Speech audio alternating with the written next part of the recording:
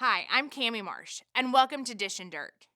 Here in Arkansas, agriculture and farming are all around us. But how often do we take time to really think about where our meat, dairy, and produce actually come from and how they get to the grocery store?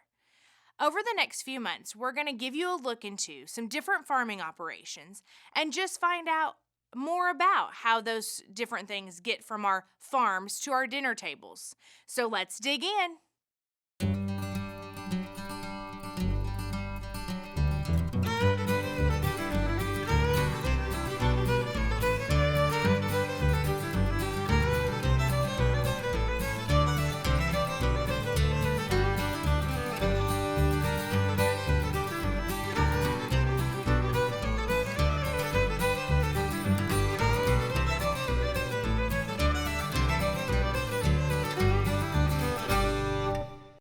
Welcome back. On today's episode, we're visiting two dairy farms. The first is a commercial production operation owned by the Simon Brothers Dairy.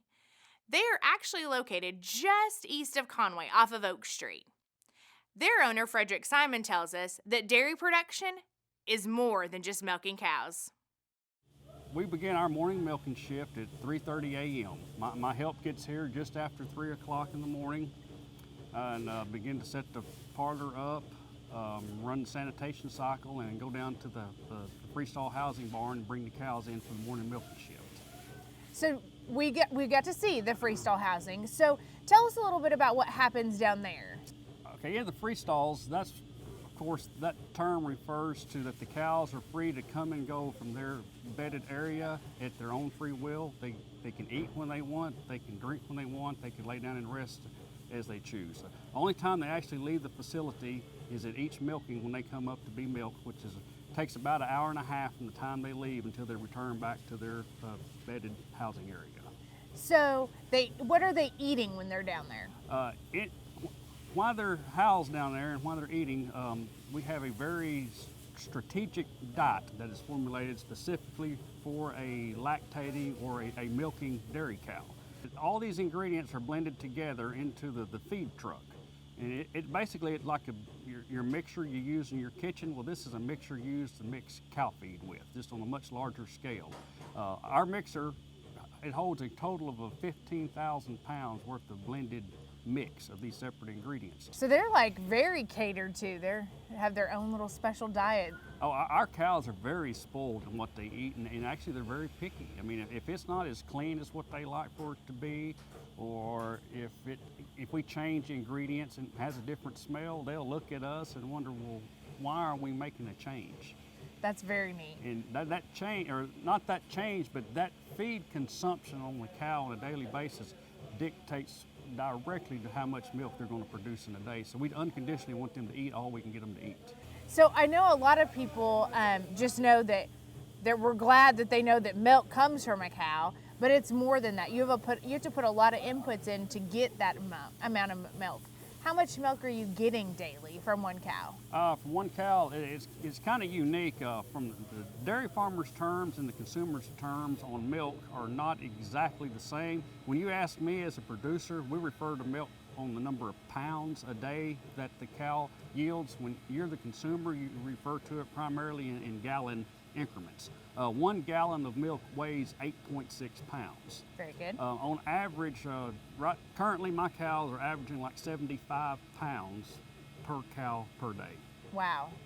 Tell us about when they come up from their barn. Tell us the process that happens in the parlor. Okay, well, dairy cows are very much a creature of habit. I mean, I guess I would be too if I did the exact same thing twice a day, all year long, as the cow does in her daily routine. But like I said, we get them up out of their beds down in the barn. From the building, they come up to the milking parlor.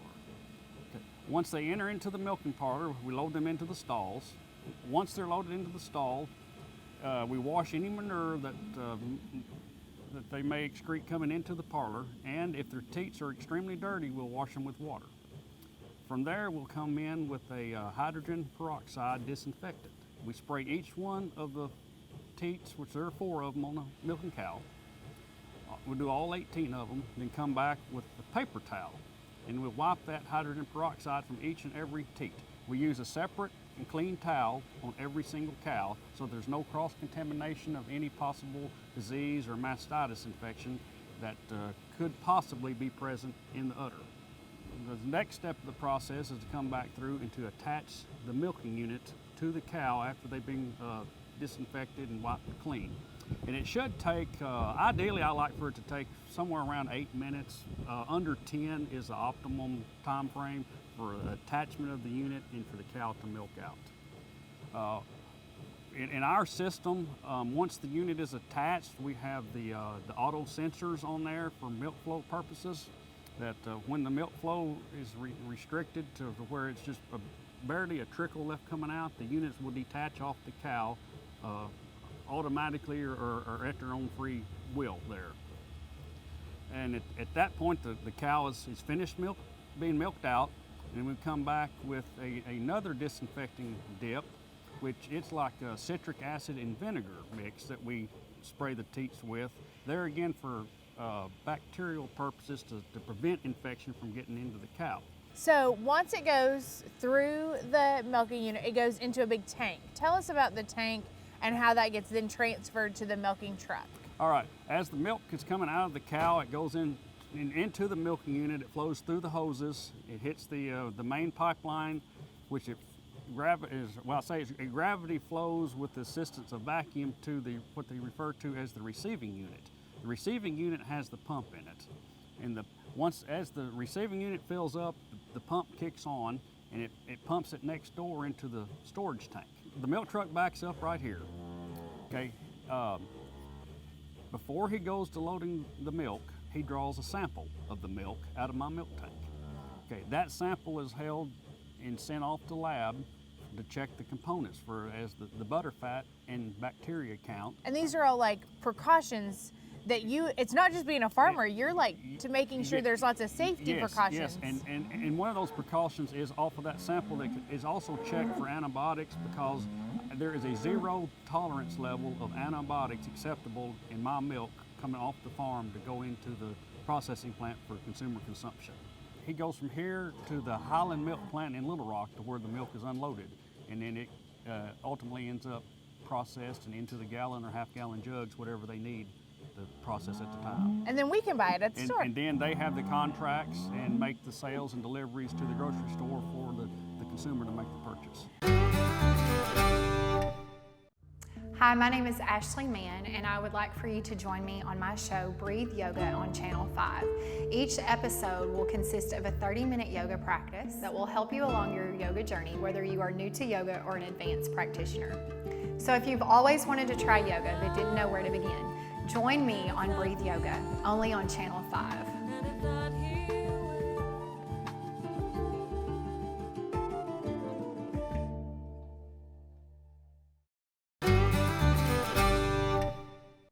The Simon Dairy was a commercial operation, so they can't sell us raw milk right off the farm. But our next farm, that's not the case. So if you're in the market for raw milk, we know a guy. Super excited that we're out here today at your farm. Yeah. Tell us the name of your farm and what we're seeing right here. Well, you're at Rocky Creek Farm, and you're in the month-old, 2-month-old calf pasture. Okay.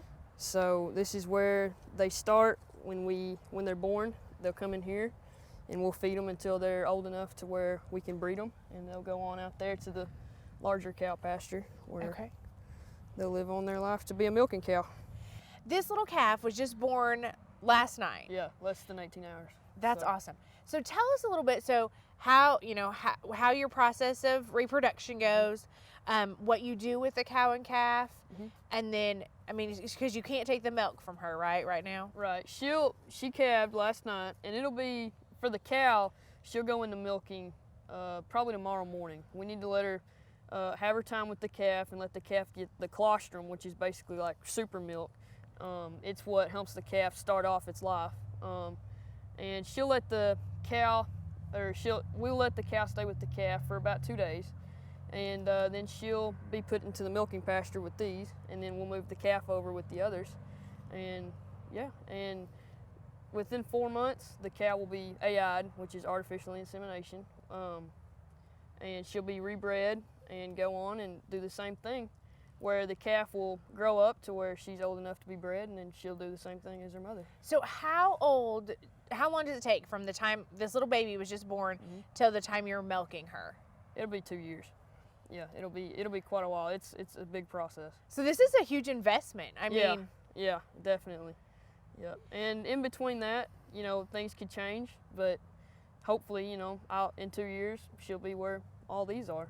so your goal is to raise more calves. It's not like you're just taking them away from their mom. No. Your goal is to raise more calves Yeah. so that they're the good quality that you can both show and get milk out Yeah, of. they're getting everything that they would with their mother. So nothing's different really. It's just one's on the other side of the fence. So Okay, so this is Whiskey. You have them all named. yeah, Whiskey Oak. Yep, Whiskey Oak.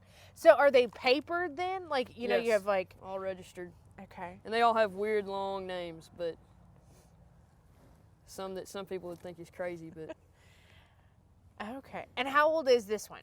she is 3 years old. She's had one calf, and she is due to have another in about 5 months.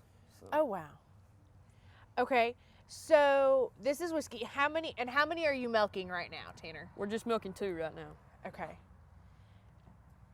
Their tongue it feels like paper. Mm-hmm. Sandpaper. Yeah. Okay, so how much milk are you getting just from the 2 cows? I mean, you said you had to feed the babies. You were buying beef cattle Yeah. to be able to feed them, and you have 2 pigs, so you Yeah. have somewhere to feed the milk. We're getting pretty low sometimes on milk, but we make it go around. But yeah, we have normally around 70 pounds every morning and every night. So And then, so the dairyman actually calls that pounds. And how many gallons for our? that would be around 8 or 9 gallons. So Oh. Okay, so this is Whiskey. Who are our other 2? we've got Honey and we have Layla Lady. And Honey is like the queen. She's been here the longest. She's about 11 years old. I love this. She's the old cow, and everybody around here does what she wants them to. So she's in charge. She's in charge, yes. But I love how you can just walk out here with them and they're just tame. Oh yeah, yeah. They like you to pet them too. I mean, they're like this one. She's just all over me right now, wanting attention.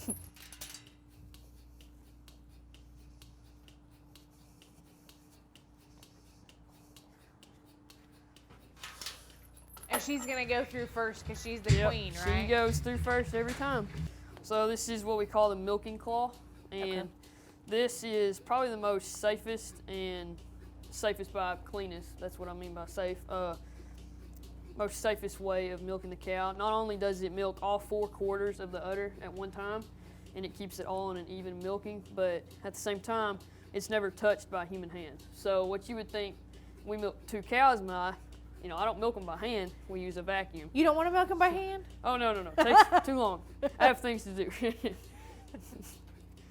So, you just go one at a time. And it just suctions. Just suctions right up, just like you're vacuuming your home. And then it just milks. Yep. And then does it automatically release then when it's done milking? Well, no, some farms do. I actually know the Simon Brothers farm, they do release automatically. This one doesn't. So you really, just have to watch it. Just whenever it stops giving milk, you just pull the milkers off. So. Very good. So she's just like intent. She's just eating and we're Oh, getting yeah. milk. And Yeah, this is their time to shine. This is like, they're professionals at this. So. So it's going from what you call that, the claw? Yeah, the milking claw. The milk. Okay, so it goes from the milking claw. It's going through this pipe. Yep. This little tube, and then what is this? This is the weigh jar, and it has these little scales here, these numbers, and that tells you how much the cow gives at the end of the milking. And this is. And again, it's in pounds, not gallons, Yeah. like we're used to at the store. Right. Yeah. So, and I think it's 8.5 pounds or 9 pounds is a gallon. So, yeah, it'll go through here. This is the safest way. Like I said, this is clean. It goes from here. I'll put it through the valve, straight into the jug, and it's never touched by my hands or anything. So it's very clean, a whole lot better than the bucket.